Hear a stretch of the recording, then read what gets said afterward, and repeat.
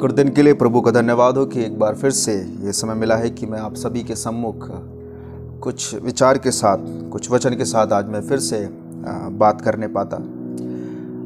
कुछ दिन पहले मैं इस प्रकार से सोच रहा था कि जैसा कि ये समय चल रहा है और जब हमारे साधारण दिन हुआ करते थे, जब हम अपने ऑफिस में जाते थे, लोग अपने काम करते थे, कपड़े खरीदते थे, शादियों में जाते थे, अपने सब काम को करते थे जो वो दिनचर्या जैसी उनकी चली आती थी कर रहे थे। तो लोग कपड़े लेते थे, महंगे महंगे जूते लेते हैं, महंगा महंगा घर पे अच्छा कर्टन लगा के रखे हैं, महंगे महंगे सोफ़ा हैं,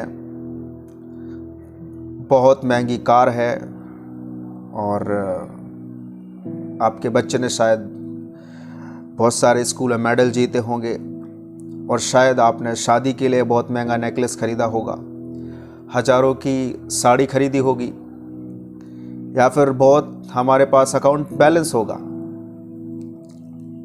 ये सब चीज़ें हम इसलिए कर रहे थे ताकि हम कुछ हद तक लोगों को दिखा सकें। हमारे पास महंगे जूते थे ताकि हम उनको पहन के बाहर जाएं, स्पोर्ट्स के जूते अलग थे, हमारे पास ऑफिस के जूते अलग थे, हर चीज़ का अलग जूते थे। हमारे पास कोट था ताकि हम जिसको ऑफिस में पहन के जाते थे।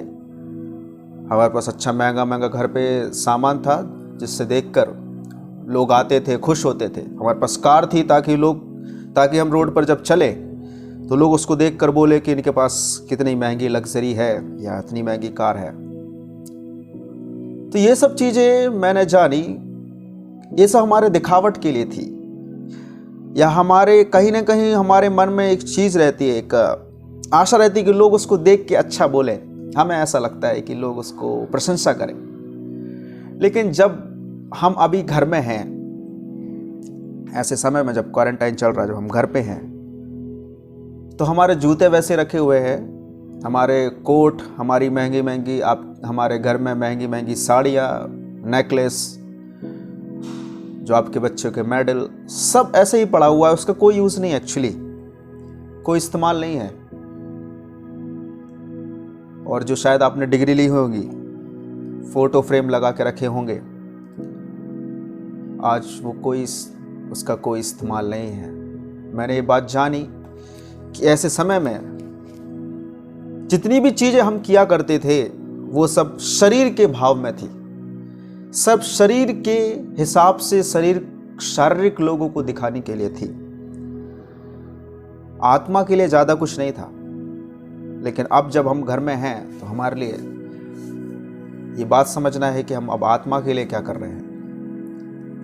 हमारी जो डिग्रियां थी वो अब हम ये जान लें, अब वो कोई काम की नहीं है। एक उदाहरण मैं देकर इस प्रकार से समझाऊंगा। पौलुस, जो खुद गमलीएल के वहाँ से शिक्षा को ग्रहण किया और इतना अच्छा ज्ञाता कहलाया वचन का, और खुद फरीसियों के एक वंश का था, लेकिन जब यीशु मसीह के साथ उसका एनकाउंटर हुआ, यीशु मसीह को उसने जाना, देखा, पहचाना, तब उसको महसूस हुआ कि ये सारी चीजें व्यर्थ है, सारी डिग्रियां व्यर्थ हैं, सारा वो जो उसके काम करता था सब व्यर्थ है, क्योंकि यीशु मसीह के सामने या यीशु परमेश्वर के काम के लिए ये सारी चीजें व्यर्थ हैं।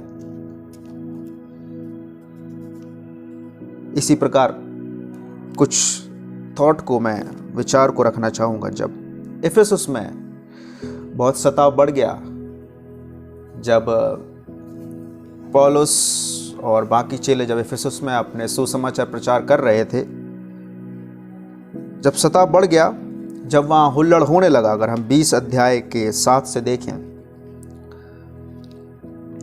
और उसके पहले अध्याय में देखें, जब सताव बढ़ गया तो ये लोग वहाँ से भागकर त्रोआस में आ गए। त्रोआस नाम एक स्थान है, 20वें अध्याय यदि हम उसका 7 से पढ़ेंगे तो त्रोआस नाम एक स्थान है जहाँ पर ये सब लोग,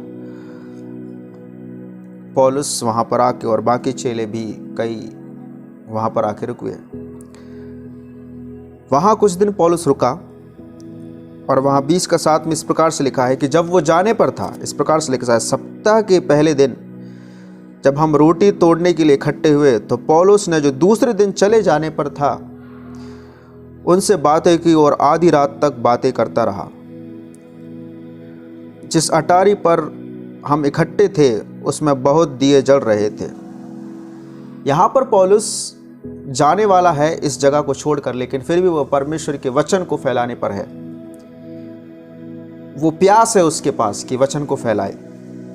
और जब वह प्रचार कर रहा है, जब बहुत देर हो गई है प्रचार करते करते, अटारी पे जब बहुत से लोग इकट्ठे हुए हैं और दिए जल रहे हैं, तो वहाँ पर एक यूतुखुस नाम का एक जवान है जो खिड़की पर बैठा हुआ था, अचानक से गहरी नींद में पड़ गया और वहाँ से गिर गया।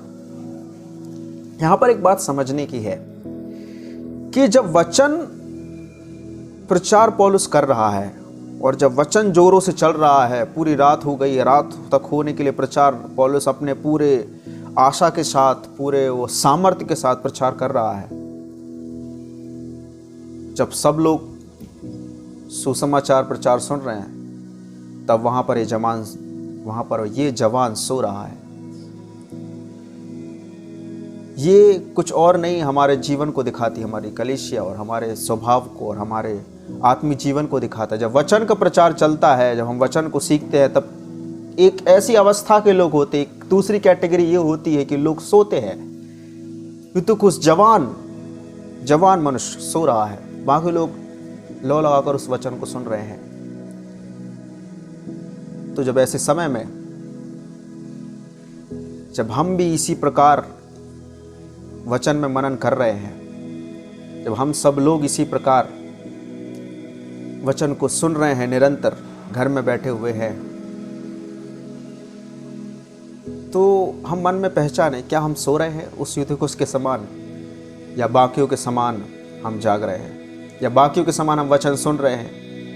क्योंकि पौलुस जाने पर है, वो अगले दिन चला जाएगा। प्रभु यीशु मसीह आने पर है, शायद वो वचन सुनने ना मिले। उन लोगों को ये विश्वास था, शायद पता नहीं अगले दिन से वचन सुनने ना मिले, सुन लें आज, इसलिए वो रात तक प्रचार करता रहा। हमें भी शायद लगे रहना है मन लगाकर, पता नहीं कब यीशु मसीह आ जाए। हमें यूतुखुस के समान सोना नहीं है, किंतु हमें निरंतर जागते रहना है।